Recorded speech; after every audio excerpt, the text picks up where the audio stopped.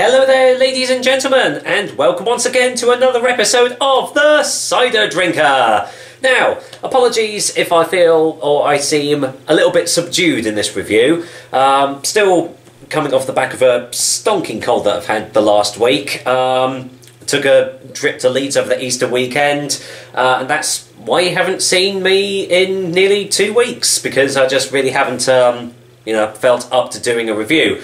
Still there a little bit, but I feel that it's my duty to, carry on the old cider reviews for you guys. So I am back with another one, and we are going back to Waitrose to try out another cider from their shop shelves, basically.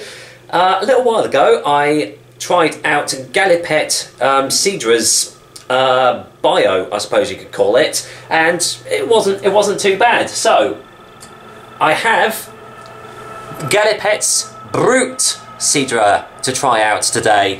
From what I've heard, this is better than the bio, but I mean that's subjective and everything, so I'll make my own informed decisions. But as you can see, it comes in 330ml stubby little bottles like this, and clocks in at a pretty average 4.5% ABV.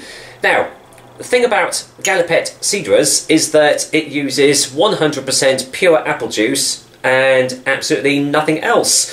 Fermented apple juice, naturally gluten-free, zero concentrate, so at least you know you are getting the real deal with these ciders. I thought I might as well pick up both bottles while I was in Waitrose just to see. I must admit, I cannot for the life of me remember how much I paid for this bottle, because I've had it for quite a while, as with most of the ciders that I have on my channel, actually. So, this comes from the Bretagne area of France, so that's quite well known for producing really top quality ciders. So, let's waste no more time. Let's get this top off and just see what I make of Galipette's Brut. For those not in the know, or don't know the terminology for what they are, Brut is basically dry. So this is supposed to be a dry cider, but you also have demi-sec, which is essentially medium, and you also have doux, which is sweet. So there you go, there's a little bit of terminology. If you see them on the cider bottle, you know what it means. So let's see if I can smell. I think I can. Let's see. Yeah, definitely smelling very dry. Lovely. Nice dried fruit notes there. Oh yeah, that's smelling lovely. Right, let's get this poured out, shall we? I do find these little stubby bottles are a little bit like the 330ml cans, in that you never truly get the full aroma. Cool, this is a lively number, isn't it? Wow. Let's get that all in there. Right, let's turn that around. You don't want to see that, do you? Let's have a look at the colour, and well, there you go. Very, very heavily carbonated. It's still maintaining a little bit of foam on there. Quite a foamy white head. But yeah, really heavily carbonated. And as you can see, it's got a little bit of haze behind it.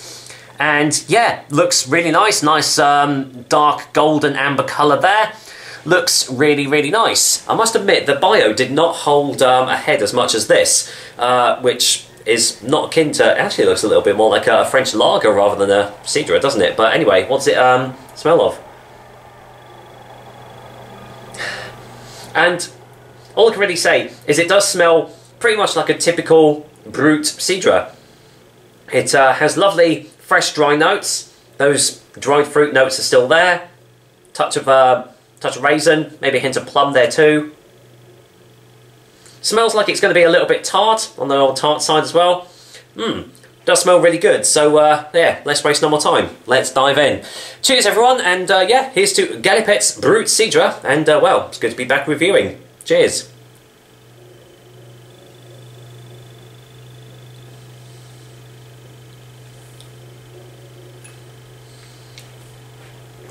Oh yeah, that is really dry. Well, that's a good aftertaste. Oh yeah, gonna go in for a second opinion.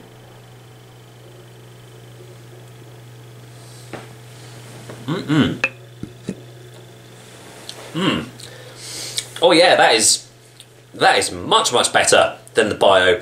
I felt that the bio version of this was a little bit mundane, a little bit bland, you know, a bit lacked in character or something like that. But this is a really good Brut Cider, really full-bodied. My concern with this heavy carbonation was that it was going to detract from the flavours a little bit, because sometimes if it's too overly heavily carbonated, it really does take away from the flavours. But thankfully, that is not the case with this Cider. Getting really lovely fruity dry notes there. Yeah, almost like a fruitcake sort of flavour to it on the back end. Definitely getting like raisins, currants, a little bit of even a touch of sweet cinnamon in there.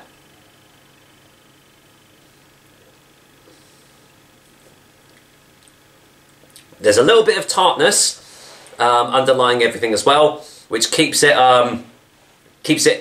yeah, just keeps it dry and gives it a little bit more character as well. All this coupled with a really full, juicy body behind it too. And this is a really, really nice, drinkable Cider.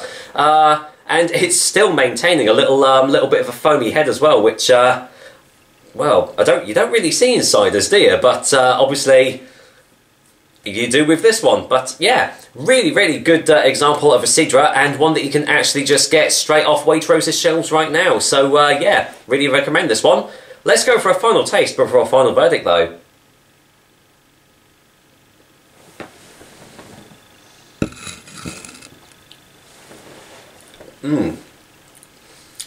Oh yeah, that is good.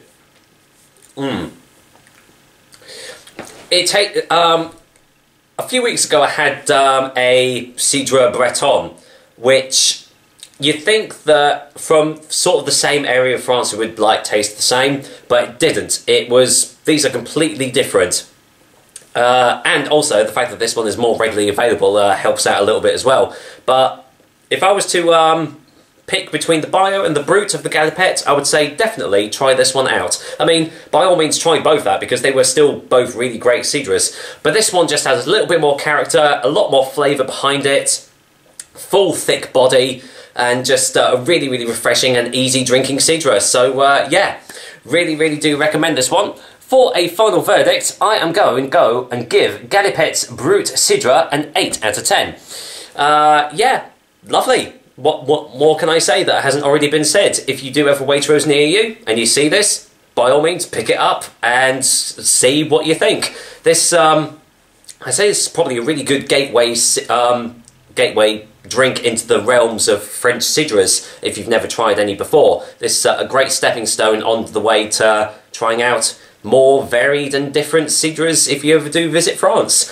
With that said, that's another episode of the Cider Drink for you guys. I hope you liked it. And as usual, I will be hopefully back with another delicious and tasty cider soon. Until then, well, my cold is definitely dissipating, and yeah, I think this cider is going to help out very much. Take care, guys. Until next time.